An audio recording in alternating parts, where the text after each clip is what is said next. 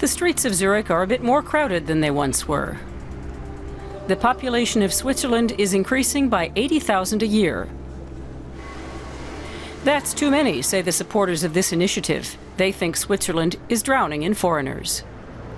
If Switzerland takes in ever more people, then prices will rise and the quality of life will fall. We have to pay and pay. Switzerland is too small. Enough is enough.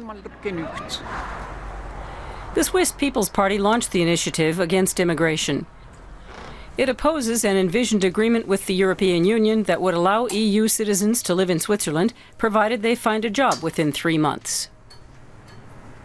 The problem is simply that everyone can come. And we have the very same problems that the Germans and the French have. If you can no longer say these people and these people can come, but we're closing the door on some others, then you'll have poor people immigrating for the social benefits. Nationalistic slogans are gaining adherents in Switzerland. At first, only a third of the Swiss supported the initiative. Now the figure is 40%.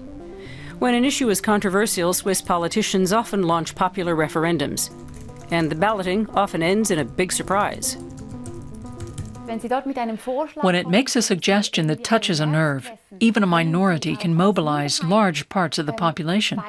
That's not only true of the right wing, but also of the unions and the Social Democrats.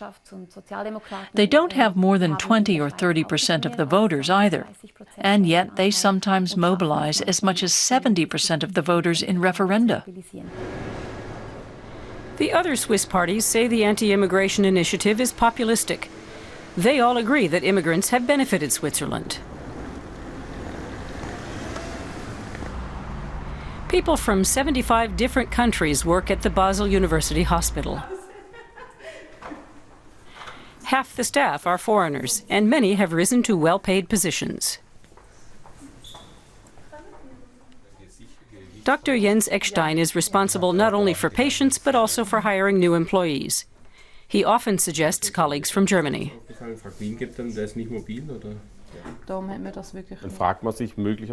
Some people wonder why these positions aren't filled by Swiss people. That's a legitimate question. But the background is that we do consider all Swiss applicants.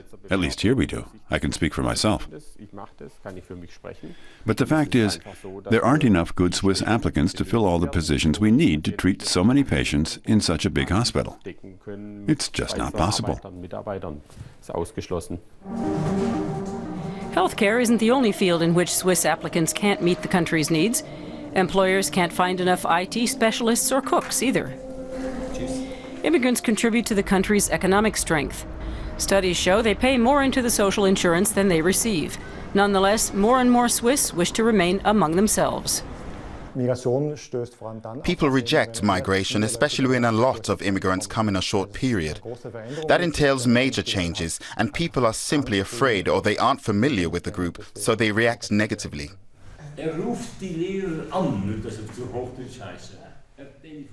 Language is one of the keys to integration. In this course, foreigners learn the Zurich dialect of Swiss German. The students want to understand and be understood by the local people. They come from Hungary, Argentina, Germany, and Spain. And the anti-immigration initiative disturbs them. I think it's normal that people move between countries and find work there. The initiative is more emotional than well-founded.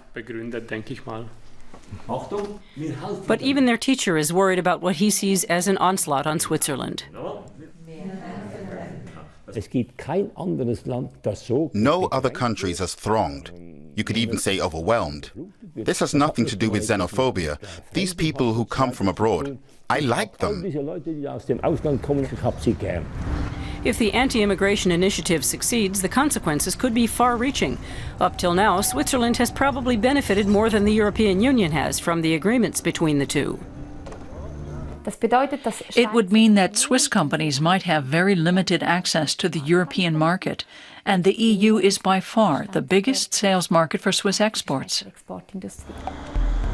The opponents of immigration are still a minority for now, but the heated debates of recent weeks have taken a toll. Other European countries have lost some trust in Switzerland.